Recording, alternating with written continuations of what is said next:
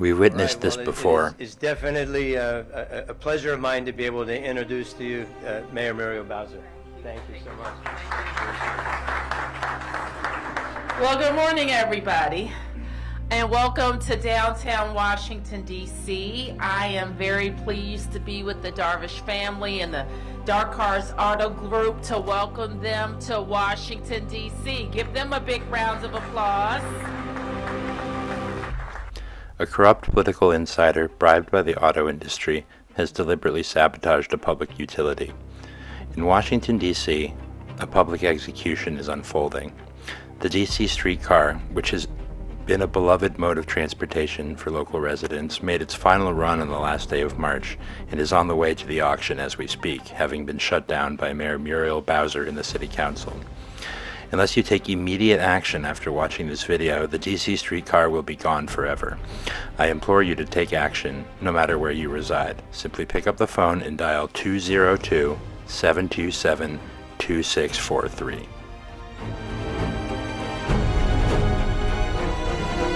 This gridlock is a policy choice. The District Department of Transportation intentionally placed these tracks in the curbside lane, meaning the streetcar is perpetually blocked by turning vehicles and parallel parking.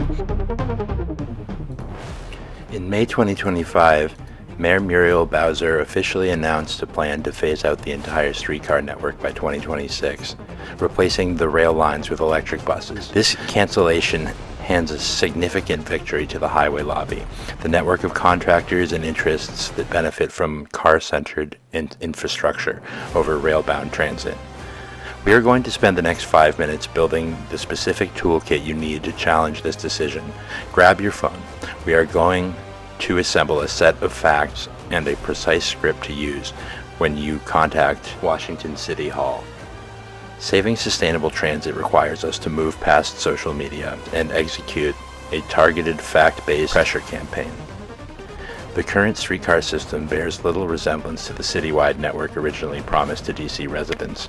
Early plans called for a 37-mile network spanning the entire district. Instead, years of political maneuvering have left us with a 2-mile stub that is too short to serve as a functional transit spine. This reduction was intentional. Over the last decade, Mayor Bowser and Council Chair Phil Mendelson repeatedly slashed the budget for expansion, stalling the planned extension to Benning Road and K Street. In early 2025, the city canceled a fully designed plan to give the streetcar its own dedicated lanes on H Street. This cancellation coincided with the mayor's deal for a new Commander Stadium, a project that prioritizes road capacity for thousands of cars over efficient public transit. To understand why the city constantly chooses pavement over rails, we have to look at who is funding these political campaigns.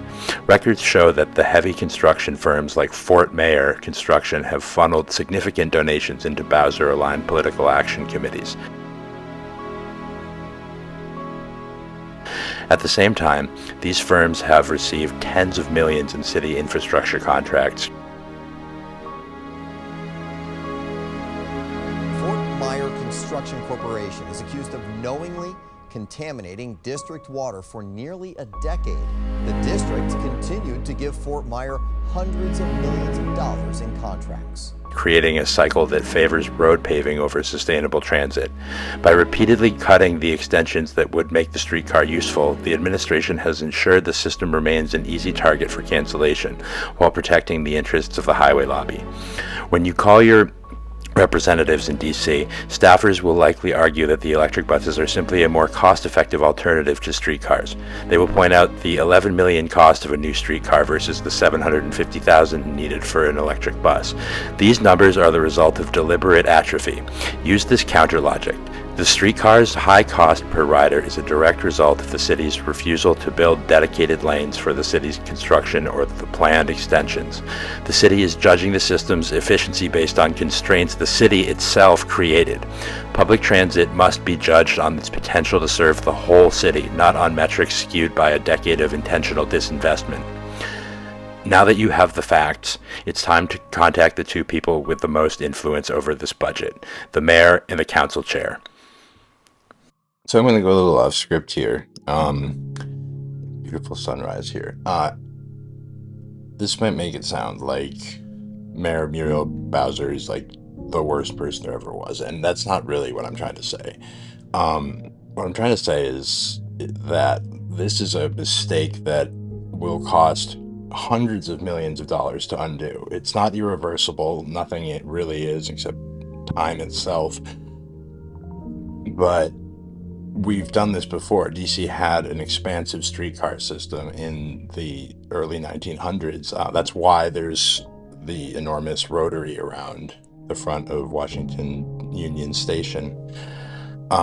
And all of DC's neighborhoods used to be connected by a streetcar. And of course, there is this new wonderful metro system that exists. But to have done what this streetcar did, somewhat ineffectively, but in a way that could have been improved dramatically, like would have cost billions of dollars to do as a subway line. So like you need these streetcar lines to make transit attractive to people that don't live directly on the metro or work directly on the metro, because there is this last mile problem in transportation, and buses are just not an attractive transportation option for most people. You need regular people to want to, like people that don't have to take it, to take the transit instead of driving. That's how you keep cars off the roads. Now, of course, like the auto industry talks a very convincing game about the EVs and their social consciousness and all that. They're full of shit. They are full of shit. The self-driving cars, there's no real like evidence that it's going to solve the problems that it says it's going to solve. EVs come with their own problems with the cobalt and lithium and stuff. They don't use the energy as efficiently as an electric vehicle that is on rails. That's just a fact. And they're not, that EVs don't solve the traffic problem, and the traffic problem is the main problem for commuters in big cities. So I think that Mayor Bowser and the council chair need to hear from you. I think they need to hear that you understand why this is happening, like why it's really happening. And it's because palms are being greased here by the auto industry. The oil and gas industry isn't as much of a culprit in this case.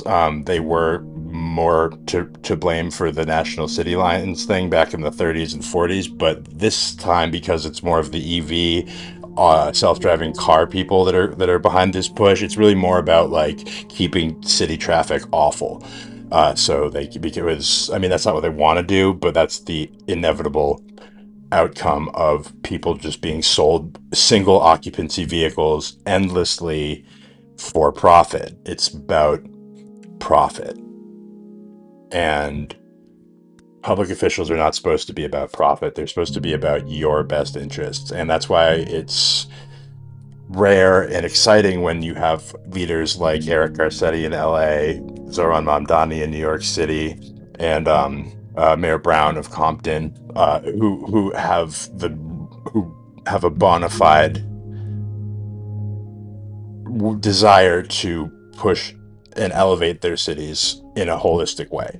And that doesn't happen through these public-private partnerships and these like ribbon-cutting bullshit things with the auto industry. So I just want you to make this call. All you got to do is make 1 or 2 phone calls on your way to work, on your way home from work, just during regular business hours, and we can roll the clock back on this. I don't like to toot my own horn, but I did do a video like this back on my old YouTube channel, and it wasn't as dire a situation. Like they weren't planning to cut anything imminently, but there was like some funding that had been talked about. Like it was like they needed like $10 billion to upgrade the Metrolink system in LA, and I made this video, and a lot of people called the public officials that I named in the video, and like that, the funds were released, and that's why Metrolink has improved in recent years. I didn't do it. It was the people that called, and the politicians released the funding in response to constituent pressure. It works. It really works, and it can work it can work demonstrably on the local level. I mean, it remains to be seen to how effective that kind of pressure is with regards to Congress, but that's for another video. Call now!